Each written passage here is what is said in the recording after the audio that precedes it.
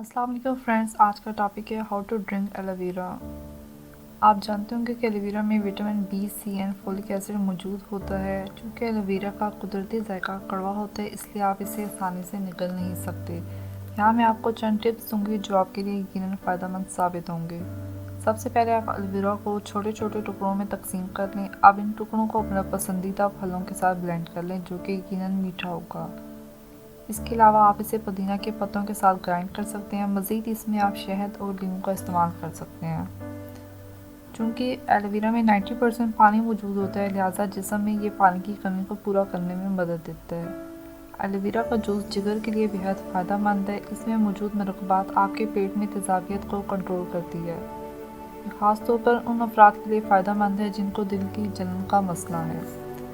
In short, aloe vera का juice weight loss करने में मदद देता है। डायबिटीज़ पेशेंट के लिए बेहद फ़ायदेमंद है कि आपके मेटाबॉलिज्म को तेज़ करता है। बालों और जिल्द के लिए बेहद फ़ायदेमंद होता है।